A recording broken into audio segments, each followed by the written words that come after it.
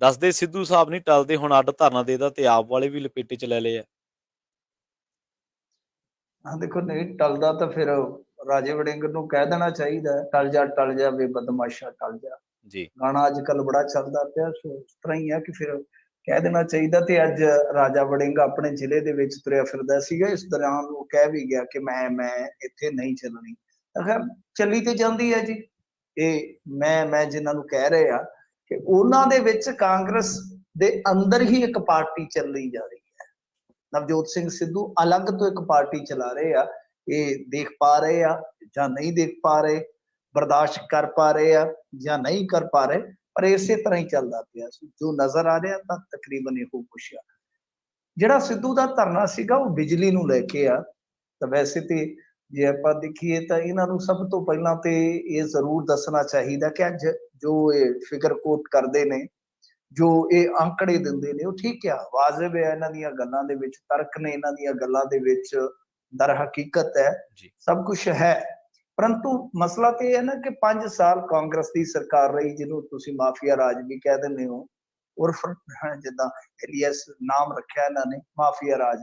ਤਾਂ ਉਹਦੇ ਵਿੱਚ ਇੱਕ ਨਾਕਾਮੀ ਫਿਰ ਇਹ ਵੀ ਰਹੀ ਹੈ ਨਾ ਕਿ ਤੁਸੀਂ ਇੱਕ ਯੂਨਿਟ ਦਾ ਵੀ ਐਕਸਟਰਾ ਉਤਪਾਦਨ ਨਹੀਂ ਕਰ ਸਕੇ, ਕੋਈ ਥਰਮਲ ਨਹੀਂ ਲਾਇਆ, ਕੋਈ ਹੋਰ ਵੱਡਾ ਪ੍ਰੋਜੈਕਟ ਨਹੀਂ ਲੈ ਕੇ ਆਏ। ਇਹ ਨਾਕਾਮੀ ਰਹੀ ਹੈ ਨਾ। ਅੱਜ ਤੁਸੀਂ ਧਰਨਾ ਲਾ ਰਹੇ ਹੋ, ਵਾਜਬ ਆ, ਜਾਇਜ਼ ਆ, ਔਰ ਉਹ ਤੁਹਾਡਾ ਡੈਮੋਕ੍ਰੈਟਿਕ ਹੱਕ ਵੀ ਆ। ਪਰ ਜਦੋਂ ਵੀ ਤੁਹਾਡੀ ਨਾਕਾਮੀ ਦੀ ਇਬਾਰਤ ਕਿਤੇ ਵੀ ਲਿਖੀ ਜਾਏਗੀ, ਉਸ ਕਹਾਣੀ ਦੀ ਜਦੋਂ ਵੀ ਕਿਤੇ ਗੱਲ ਅੱਗੇ ਟੁਰੇਗੀ, ਤਾਂ ਉਹਦੇ ਵਿੱਚ ਤੁਸੀਂ ਬਰੀ ਨਹੀਂ ਹੋ ਸਕਦੇ, ਕਿਉਂਕਿ ਤੁਸੀਂ ਉਸ ਸਰਕਾਰ ਦਾ ਹਿੱਸਾ ਸੀ। ਤਾਂ ਕੀ ਤੁਸੀਂ ਕਦੇ ਆਵਾਜ਼ ਚੁੱਕੀ ਇਸ ਮੁੱਦੇ ਤੇ ਕਿ ਹਾਂ ਭਾਈ ਬਿਜਲੀ ਉਤਪਾਦਨ ਨੂੰ ਵਧਾਉਣ ਦੀ ਜ਼ਰੂਰਤ ਹੈ? ਕਿਉਂਕਿ ਬਿਜਲੀ ਦੀ ਮੰਗ ਮੁਸਲਸਲ ਵੱਧਦੀ ਜਾਂਦੀ ਹੈ ਹਰੇਕ ਸਾਲ। ਅੱਜ ਜਿੰਨੀ ਹੈ ਉਹ ਅਗਲੇ ਸਾਲ ਉਸ ਤੋਂ ਵੱਧ ਜਾਏਗੀ, ਉਦੋਂ ਅਗਲੇ ਸਾਲ ਫੇਰ ਵੱਧ ਜਾਏਗੀ। ਇਹ ਵੱਧਦੀ ਜਾਣੀ ਹੈ, ਵੱਧਦੀ ਜਾਣੀ ਹੈ। ਜਿਵੇਂ ਜਿਵੇਂ ਤੁਹਾਡਾ ਉਦਯੋਗ ਵਧੇਗਾ ਜਾਂ ਟਿਊਬਵੈਲ ਵਧਣਗੇ, ਇਹ ਵੱਧਦੀ ਜਾਣੀ ਹੈ। ਖੈਰ, ਇਹਨਾਂ ਨੇ ਧਰਨਾ ਲਾਇਆ ਔਰ ਖਾਸ ਤੌਰ ਤੇ ਸਵਾਲ ਜਿਹੜੇ ਆ ਉਹ ਚੁੱਕਣੇ ਸੀਗੇ। ਆਮ ਆਦਮੀ ਪਾਰਟੀ ਦੇ ਖਿਲਾਫ ਤੇ ਧਰਨਾ ਹੀ ਸੀਗਾ, ਤਕਰੀਬਨ ਉਹਨਾਂ ਦੇ ਖਿਲਾਫ ਹੀ ਫਿਰ ਇਹ ਬੋਲੇ ਨੇ। ਤੇ ਨਾਲ ਇਹਨਾਂ ਨੇ ਜੋ ਅੱਜ ਭਗਵੰਤ ਮਾਨ ਗਏ ਸਨ ਵਿਜ਼ਿਟ ਤੇ, ਖਾਸ ਤੌਰ ਤੇ ਮੁਹੱਲਾ ਕਲੀਨਿਕਾਂ ਦੇਖਣ ਜਾਂ ਉੱਥੋਂ ਦੇ ਹਸਪਤਾਲ ਤੋਂ ਇਲਾਵਾ ਜੋ ਸਕੂਲ ਚੱਲਦੇ ਨੇ ਉਹ ਦੇਖਣ ਗਏ ਸੀਗੇ। ਤਾਂ ਉਹਦੇ ਸਾਰੇ ਸੰਦਰਭ ਦੇ ਵਿੱਚ ਇਹਨਾਂ ਨੇ ਕਿਹਾ ਕਿ ਸਾਰਾ ਕੁਝ ਇਹਨਾਂ ਨੇ ਫੋਟੋਗ੍ਰਾਫੀ ਵਾਸਤੇ ਕੀਤਾ ਹੋਇਆ, ਇਹ ਗਾਂ ਇਲੈਕਸ਼ਨਾਂ ਦੇ ਵਿੱਚ ਵਰਤਣਗੇ।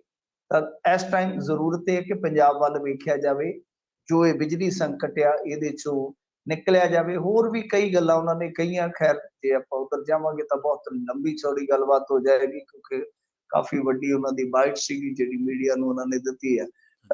ਗੱਲ ਇਹ ਹੈ ਕਿ ਹੁਣ ਇਸ ਸੰਕਟ ਦੇ ਵਿੱਚੋਂ ਜੇ ਕੋਈ ਉਭਾਰ ਸਕਦਾ ਹੈ ਤਾਂ ਉਹ ਹੈ ਕੇਂਦਰ ਸਰਕਾਰ। ਇਹ ਨਾ ਨਵਜੋਤ ਸਿੰਘ ਸਿੱਧੂ ਦੇ ਵੱਸ ਦਾ ਰੋਗ ਆ, ਕਿਉਂਕਿ ਉਹ ਆਪੋਜੀਸ਼ਨ ਦੇ ਵਿੱਚ ਆ, ਤੇ ਨਾ ਹੀ ਮੈਨੂੰ ਲੱਗਦਾ ਕਿ ਭਗਵੰਤ ਸਿੰਘ ਮਾਨ ਦੇ ਵੱਸ ਦਾ ਰੋਗ ਰਹਿ ਗਿਆ। ਹੁਣ ਇਹਨਾਂ ਦੇ ਵੱਸ ਦਾ ਇਹ ਰੋਗ ਹੈ ਨਹੀਂ, ਇਹ ਰੋਗ ਇਹਨਾਂ ਨੇ ਵਿਗਾੜ ਲਿਆ ਹੈ। ਜਿਵੇਂ ਫੁੰਸੀ ਹੁੰਦੀ ਹੈ, ਤੀਲੀ ਤੋਂ ਬਣ ਗਿਆ ਲੌਂਗ, ਲੌਂਗ ਤੋਂ ਕੋਕਾ, ਫੁੰਸੀ ਤੋਂ ਫੋੜਾ, ਫੋੜੇ ਤੋਂ ਫਿਰ ਕਈ ਵਾਰ ਨਸੂਰ ਬਣ ਜਾਂਦਾ ਹੈ। ਜੇ ਉਹਨੂੰ ਨੋਹ ਦੇ ਨਾਲ ਖੁਰਚੀ ਚੱਲੀਏ, ਖੁਰਚੀ ਚੱਲੀਏ। ਸੋ ਇਹ ਨਸੂਰ ਬਣ ਚੁੱਕਾ ਹੈ। ਏਡੀ ਜਲਦੀ ਇਹਨਾਂ ਸਮੱਸਿਆਵਾਂ ਦਾ ਹੱਲ ਨਹੀਂ ਹੋਏਗਾ। ਤਾਂ ਹੱਲ ਜਿਨ ਕਰਨਾ ਹੈ ਉਹ ਕੇਂਦਰ ਸਰਕਾਰ ਆ। ਤੇ ਅੱਜ ਮੇਰੇ ਖਿਆਲ ਦੇ ਨਾਲ ਭਗਵੰਤ ਮਾਨ ਨੇ ਆਖਿਆ ਕਿ ਅਸੀਂ ਕੋਲਾ ਮੰਤਰੀ ਦੇ ਕੋਲ ਜਾ ਕੇ ਆਪਣੀ ਮੰਗ ਰੱਖੀ ਹੈ, ਡਿਮਾਂਡ ਰੱਖੀ ਹੈ, ਤੇ ਨਾਲ ਇਹ ਵੀ ਆਖਿਆ ਕਿ ਅਸੀਂ ਬਹੁਤ ਜਲਦੀ ਡਾਇਵਰਸਿਫਿਕੇਸ਼ਨ ਵੱਲ ਵਧਣ ਵਾਸਤੇ ਕਦਮ ਚੁੱਕਾਂਗੇ ਤਾਂ ਕਿ ਸਾਡਾ ਜਿਹੜਾ ਬਿਜਲੀ ਵਾਲਾ ਪ੍ਰੈਸ਼ਰ ਹੈ ਉਹ ਘਟੇ। ਤਾਂ ਬਿਲਕੁਲ ਇਹ ਗੱਲ ਸੱਚ ਹੈ। ਔਰ ਇਹ ਗੱਲ ਜਿਹੜੀ ਹੈ ਉਹ ਅੱਜ ਤੋਂ ਤੁਸੀਂ 20 ਦਿਨ ਜਾਂ 25 ਦਿਨ ਪਹਿਲਾਂ ਸੋਚ ਕੇ ਚੱਲ ਪੈਂਦੇ। ਵੈਸੇ ਤੇ ਤੁਹਾਨੂੰ ਸੱਤਾ ਸੰਭਾਲਣ ਤੋਂ ਪਹਿਲਾਂ ਹੀ ਸੋਚ ਲੈਣਾ ਚਾਹੀਦਾ ਹੈ। ਰੋਡ ਮੈਪ ਇਸੇ ਚੀਜ਼ ਨੂੰ ਕਹਿੰਦੇ ਆ। ਤੁਹਾਨੂੰ ਆਪਾਂ ਕਹਿੰਦੇ ਆ ਜ਼ਿੰਦਗੀ 'ਚ ਕਿ ਗੋਲ ਸੈੱਟ ਕਰਕੇ ਤੁਰਨ ਦੀ ਜ਼ਰੂਰਤ ਹੈ। ਤਾਂ ਤੁਸੀਂ ਪਹਿਲਾਂ ਹੀ ਉਲੀਕ ਲੈਂਦੇ। ਆ ਨਰਮੇ ਦਾ ਸੀਜ਼ਨ ਸੀਗਾ, ਨਰਮੇ ਦੀ ਬਿਜਾਵਤ ਵੱਧ ਤੋਂ ਵੱਧ ਕਰਵਾਉਂਦੇ, ਜਾਂ ਮੂੰਗੀ ਲਈ ਲੋਕਾਂ ਨੂੰ ਪ੍ਰੇਰਦੇ, ਮੋਠ ਬੀਜੇ ਜਾ ਸਕਦੇ, ਬਹੁਤ ਕੁਝ ਕੀਤਾ ਜਾ ਸਕਦਾ। ਸੋ ਡਾਇਵਰਸਿਫਿਕੇਸ਼ਨ ਵੱਲ ਲੋਕਾਂ ਨੂੰ ਲਿਆਉਣਾ ਉਦੋਂ ਹੈ ਜਦੋਂ ਝੋਨਾ ਬੀਜ ਲੈਣਗੇ, ਪਨੀਰੀਆਂ ਬੀਜ ਲੈਣਗੇ। ਜ਼ਰੂਰਤ ਇਸ ਗੱਲ ਦੀ ਹੈ ਕਿ ਇਸ ਟਾਈਮ ਨੂੰ ਵਰਤਿਆ ਜਾਵੇ, ਲੋਕਾਂ ਨੂੰ ਅਪੀਲ ਕੀਤੀ ਜਾਵੇ ਕਿ ਬਾਈ ਸਾਡੀ ਬਿਜਲੀ ਵਾਲਾ ਸੰਕਟ ਜਿਹੜਾ ਬਹੁਤ ਜ਼ਿਆਦਾ ਵਿਗੜ ਗਿਆ, ਔਰ ਸਾਡਾ ਨਹੀਂ ਹੈ, ਉੱਤਰ ਪ੍ਰਦੇਸ਼ ਦੇ ਵਿੱਚ ਮੈਂ ਅੱਜ ਉਹਨਾਂ ਦਾ ਡਾਟਾ ਚੈੱਕ ਕਰਦਾ ਪਿਆ ਸੀਗਾ ਤਾਂ ਉੱਥੇ ਐਵਰੇਜ 7 ਦਿਨਾਂ ਦਾ ਕੋਲਾ ਬਚਿਆ। ਤੁਸੀਂ ਅੰਦਾਜ਼ਾ ਲਾ ਲਓ ਕਿ ਯੂਪੀ ਵਰਗਾ ਸਟੇਟ ਜੇ ਮੰਨ ਲਓ ਬਲੈਕ ਆਊਟ ਦੀ ਅਵਸਥਾ 'ਚ ਚਲੇ ਜਾਂਦਾ, ਉਸ ਸਥਾਨ ਤੇ ਉਸ ਪਰਿਸਥਿਤੀ 'ਚ ਚਲੇ ਜਾਂਦਾ ਤੇ ਕੀ ਹਾਲ ਹੋਏਗਾ। ਸਾਡੇ ਨਾਲ ਉਦਯੋਗ ਵੀ ਸ਼ਾਇਦ ਜ਼ਿਆਦਾ ਹੋਏਗਾ ਉਹਨਾਂ ਦਾ। ਇਸੇ ਤਰ੍ਹਾਂ ਹੋਰ ਸਟੇਟਾਂ ਨੇ ਜਿਨ੍ਹਾਂ ਦੇ ਵਿੱਚ ਇਹ ਸੰਕਟ ਹੈ। ਇਹ ਓਵਰਆਲ ਹੀ ਹੈ, ਸਾਡੇ ਇਕੱਲੇ ਪੰਜਾਬ ਦੇ ਵਿੱਚ ਨਹੀਂ, ਪਰ ਕਿਉਂਕਿ ਸਾਡੀ ਖੇਤੀ ਇਹਦੇ ਤੇ ਨਿਰਭਰ ਹੈ, ਸੰਕਟ ਇਸ ਗੱਲ ਦਾ ਦੁੱਗਣਾ ਹੈ।